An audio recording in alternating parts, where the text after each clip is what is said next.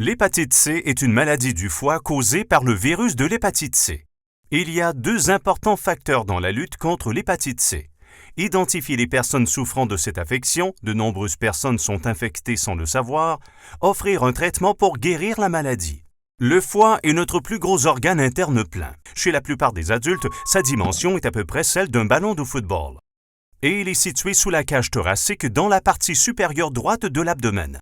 Le foie a plusieurs fonctions importantes. Il filtre le sang, il métabolise des substances telles que des nutriments et des médicaments, il emmagasine l'énergie et il synthétise des protéines essentielles comme celles qui aident à coaguler le sang lorsque nous saignons. Bien que le foie soit un organe ayant la capacité de se réparer lui-même, il est susceptible aux dommages provenant de nombreuses sources, notamment les virus, les toxines, y compris l'alcool, les affections héréditaires et même notre propre système immunitaire. Le virus de l'hépatite C, aussi connu comme VHC, compte parmi les nombreux types de virus qui peuvent endommager le foie. Plus de 170 millions de personnes à l'échelle mondiale vivent avec l'hépatite C, y compris plus de 350 000 Canadiens. Quoiqu'il existe des vaccins pour deux autres formes d'hépatite, A et B, il n'y a actuellement aucun vaccin contre l'hépatite C. L'hépatite C se manifeste comme une infection aiguë suite à l'exposition au virus de l'hépatite C.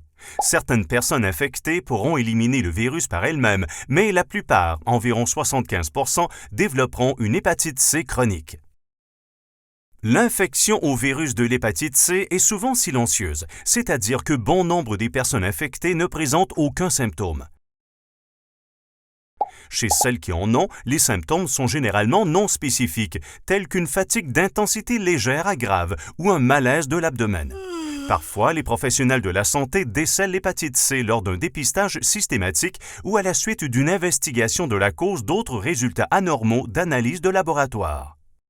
Au fil des ans, l'inflammation du foie provoquée par le virus de l'hépatite C entraîne habituellement la formation de tissus cicatriciels ou de fibrose. La fibrose qui se développe dans le foie peut à la longue atteindre un niveau que l'on appelle cirrhose. Chez les patients atteints de cirrhose, les dommages continus au foie peuvent finalement mener à une fatigue accrue, à l'accumulation de fluide dans l'abdomen, au saignement de veines dans l'œsophage ou l'estomac et à la confusion. La présence du VHC accompagnée d'une cirrhose entraîne un risque accru d'insuffisance hépatique et de cancer du foie.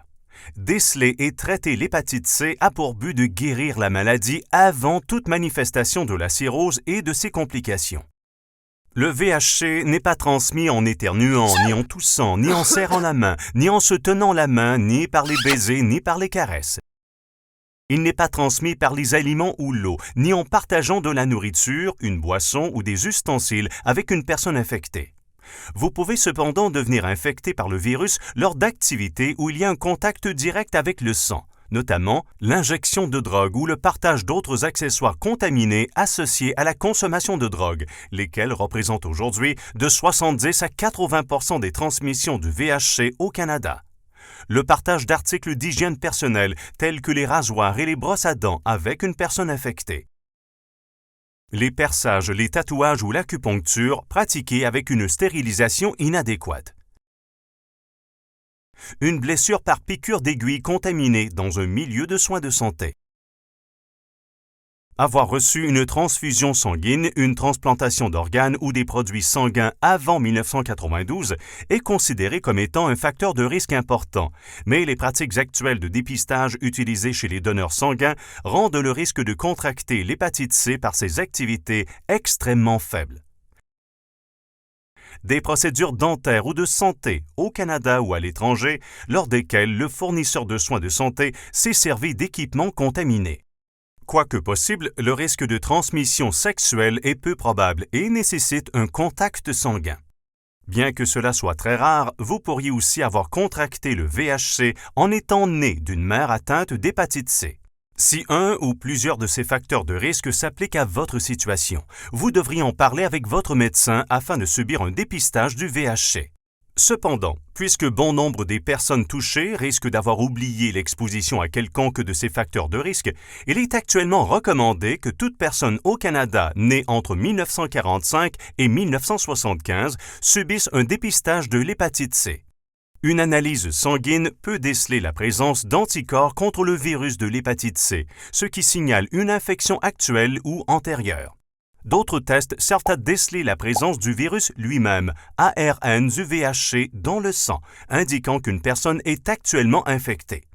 En cas de doute, demandez à votre fournisseur de soins de santé si le dépistage est une bonne idée pour vous. Il existe différents types d'hépatite C que l'on appelle génotypes. Il est important pour votre médecin d'identifier le type afin de pouvoir prescrire le bon traitement. Les génotypes actuels sont dénotés par les chiffres de 1 à 6. En Amérique du Nord, le génotype le plus commun est 1, suivi des génotypes 2 et 3.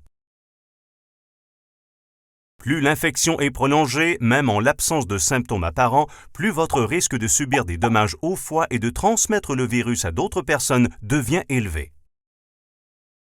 Si vous savez que vous êtes atteint d'hépatite C, restez en contact étroit avec vos fournisseurs de soins de santé et suivez le traitement qu'ils vous recommandent. S'il n'existe pas de traitement pour le génotype du VHC dont vous êtes infecté, ne perdez pas espoir. La recherche évolue rapidement et produit continuellement des traitements plus rapides, efficaces et faciles à tolérer. Entre-temps, demeurez aussi actif et en santé que possible afin de pouvoir profiter pleinement de la bonne thérapie lorsqu'elle sera disponible. Pour protéger votre foie contre des dommages additionnels, évitez de consommer de l'alcool et de prendre de l'acétaminophène. La bonne nouvelle, c'est que les nouveaux traitements guérissent l'hépatite C. Ils ont un profil d'effets secondaires amélioré et la durée de traitement est réduite comparativement à d'autres médicaments déjà utilisés dans le traitement de la maladie. Il y a aussi de fortes raisons d'espérer que les chercheurs découvriront un vaccin efficace pouvant mener à l'éradication mondiale de l'hépatite C. Au nom du Conseil consultatif médical de la Société gastro-intestinale, merci d'avoir visionné cette vidéo. Pour obtenir des renseignements additionnels, consultez www.mauxdeventre.org.